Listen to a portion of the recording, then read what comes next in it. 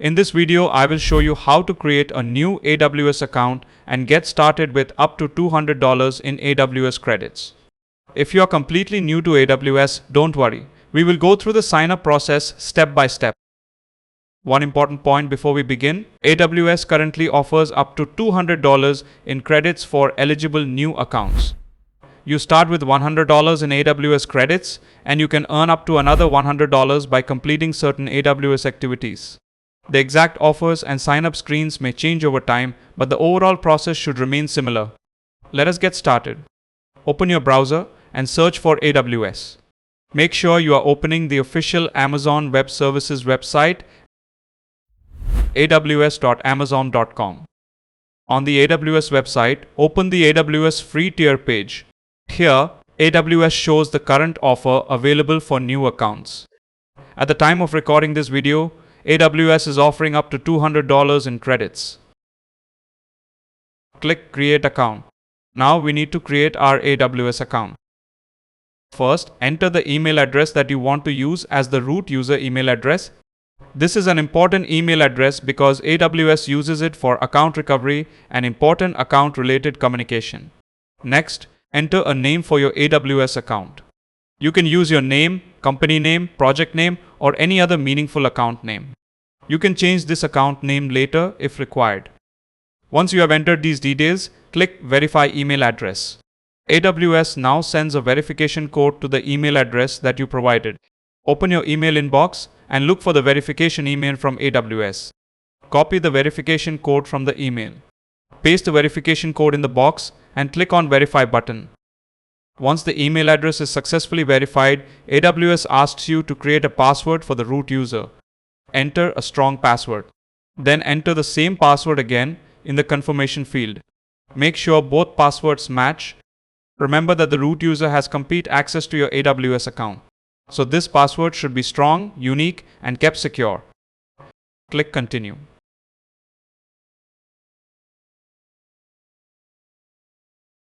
AWS now asks us to choose an account plan.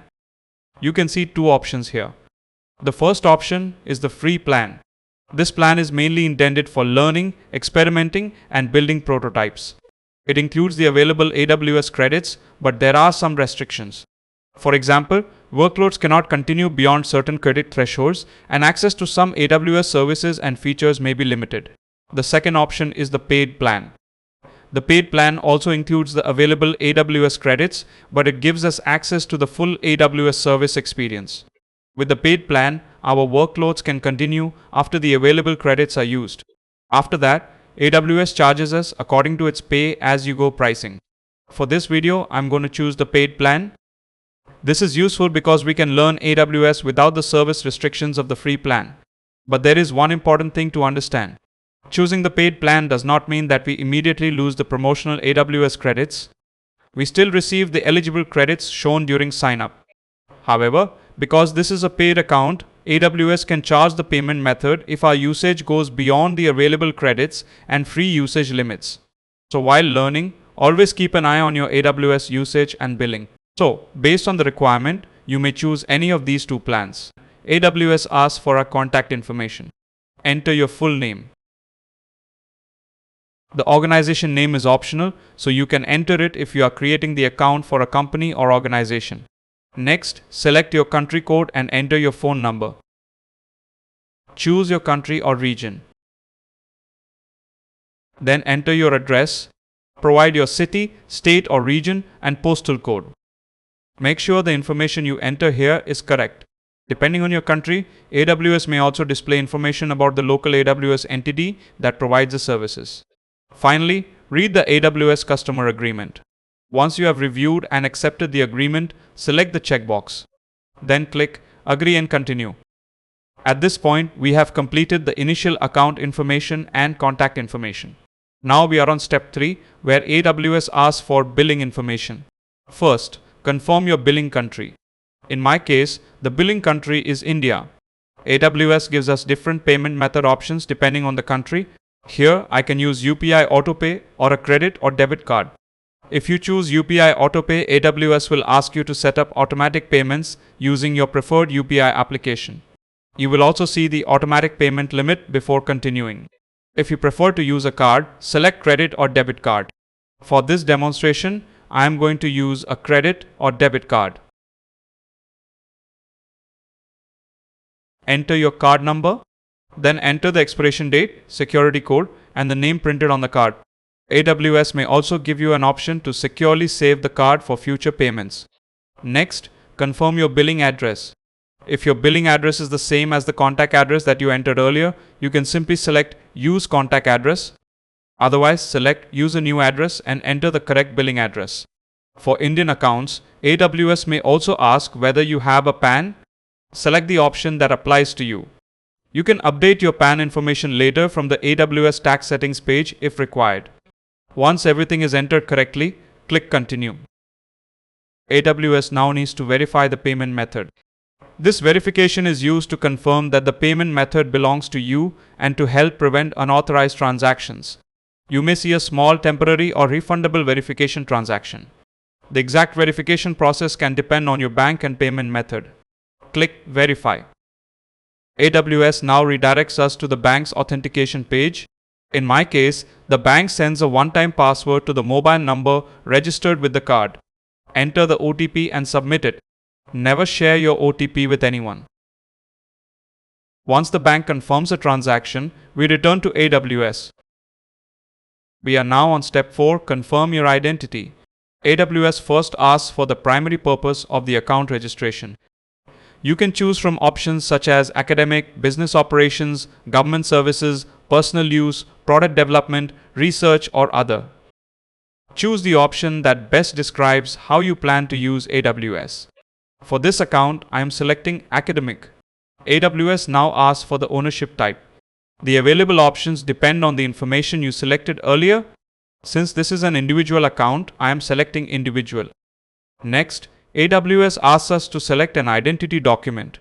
For an Indian individual account, Aadhaar is available as one of the identity verification options. I am going to use Aadhaar for this demonstration. AWS uses DigiLocker to complete the Aadhaar verification. Click Get DigiLocker URL. You will then be taken through the DigiLocker verification process. Since we selected Aadhaar as our identity document in AWS, select Aadhaar card. Once the process is complete, we are redirected back to the AWS sign-up page. You can now see that the DigiLocker verification has been completed. AWS also displays the name obtained from the identity document. Select the correct name. Then select the consent checkbox if it is not already selected. This allows AWS to use the provided information for identity verification. Once everything looks correct, click Continue. We have now completed step 4. The final step is selecting an AWS support plan. AWS provides different support options depending on how you intend to use the account. For a beginner who is learning AWS, the basic support plan is usually sufficient. Now click Complete Sign Up.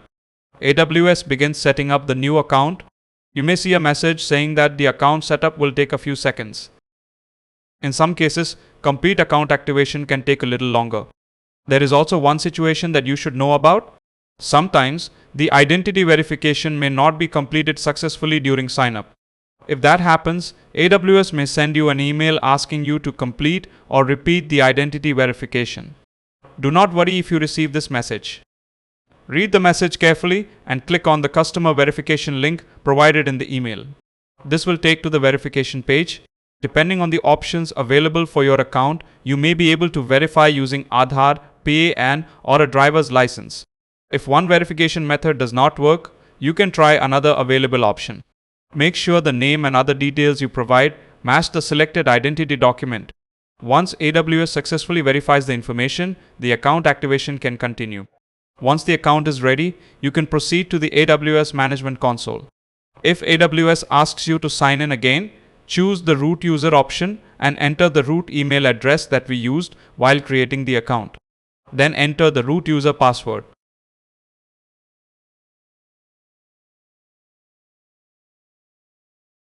After signing in successfully, we arrive at the AWS Management Console. And that's it. Our AWS account has now been created successfully. This is the AWS Management Console which is the main interface we will use to access AWS services. From here, we can work with services such as EC2, S3, IAM, Lambda, RDS, and many more. Before creating any resources, notice the region selector at the top right corner. AWS resources are often created inside a specific geographic region. So whenever you follow an AWS tutorial, always check which region you are currently using. In my account, you can see that a region is already selected. You can click the region selector whenever you need to switch to another AWS region. We have now successfully created an AWS account and can start using the available AWS credits. Remember, the credits do not mean that every AWS service is completely free. Different services have different pricing rules, and some resources can consume your credits quite quickly. So especially while you are learning, always delete resources that you no longer need and regularly check the billing and cost management section.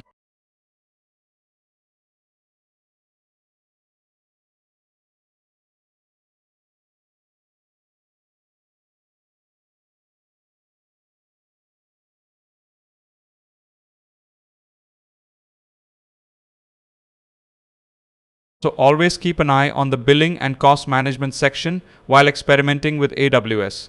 And with that, our AWS sign-up process is complete.